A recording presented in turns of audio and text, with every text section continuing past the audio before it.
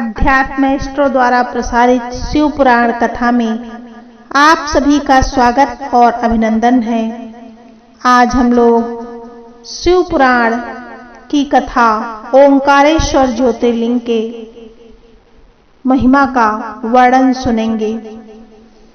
ओंकारेश्वर ज्योतिर्लिंग श्री ओंकारेश्वर ज्योतिर्लिंग ऐसा एकमात्र ज्योतिर्लिंग है जो नर्मदा के उत्तर तट पर स्थित है। यहाँ भगवान शिव ओंकार के स्वरूप में प्रकट हुए हैं एवं ऐसा माना जाता है कि भगवान शिव प्रतिदिन तीनों लोकों से भ्रमण करने के पश्चात यहाँ आकर विश्राम करते हैं। अतएव यहाँ प्रतिदिन भगवान शिव की शयन आरती की जाती है एवं भक्तगण एवं तीर्थयात्री विशेष रूप से शयन दर्शन के लिए यहाँ आते हैं।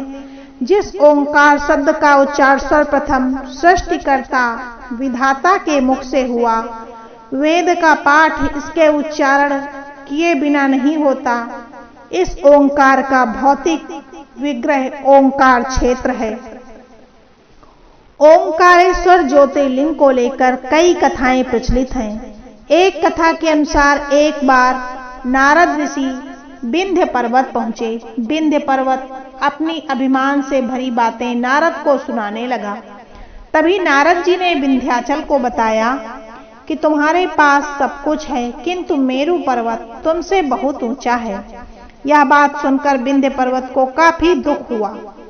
विंध्य पर्वत को इस बात से जलन थी कि वह मेरु पर्वत से ऊंचा क्यों नहीं है।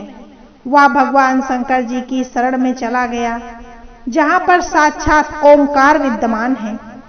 उस स्थान पर पहुंचकर उन्होंने प्रसन्नता और प्रेम पूर्वक शिव की पार्थिव मूर्ति मिट्टी की शिवलिंग बनाई और 6 महीने तक लगातार उसके पूजन में तन्मय रहा।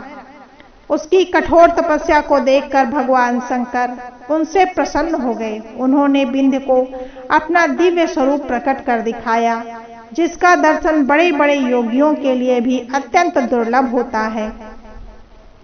भगवान शिव ने विंध्य को कार्य की सिद्धि करने वाली वह अभीष्ट बुद्धि प्रदान की और कहा कि तुम जिस प्रकार का काम करना चाहो वैसा कर सकते हो। मेरा आशीर्वाद तुम्हारे साथ है। भगवान शिव ने जब विंध्य को उत्तम वरदान दे दिया, उसी समय देवगण तथा शुद्ध बुद्धि और निर्मल चित्त वाले कुछ ऋषिगणी भी वहां आ गए।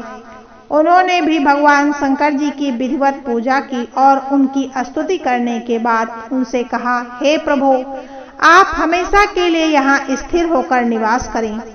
देवताओं की बात से महेश्वर भगवान शिव को बड़ी प्रसन्नता हुई।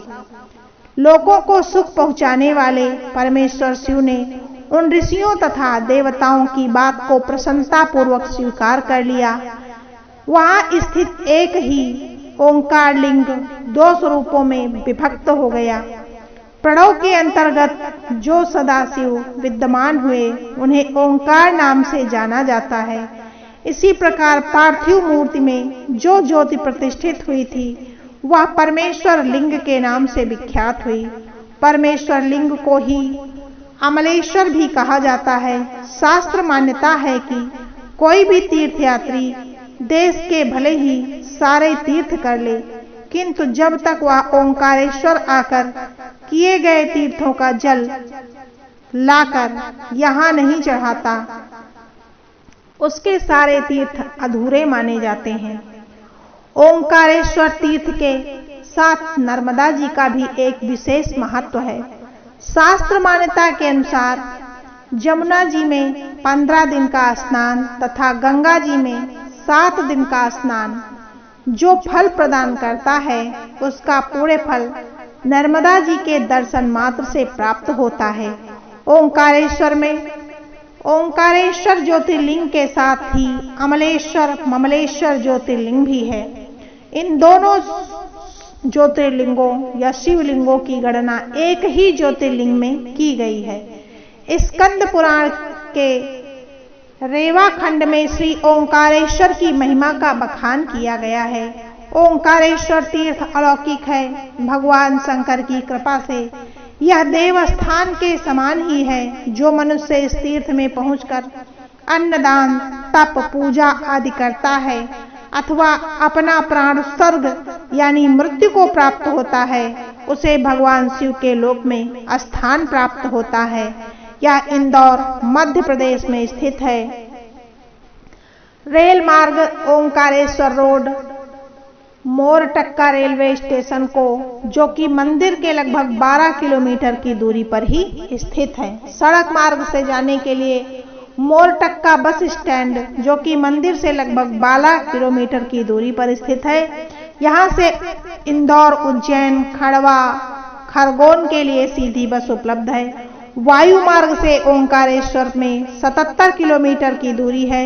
यह इंदौर हवाई अड्डा, यहाँ से आप बस या टैक्सी के जरिए मंदिर तक पहुँच सकते हैं। वैसे इंदौर के अलावा 133 किलोमीटर की दूरी पर उज्जैन हवाई अड्डा भी स्थित है।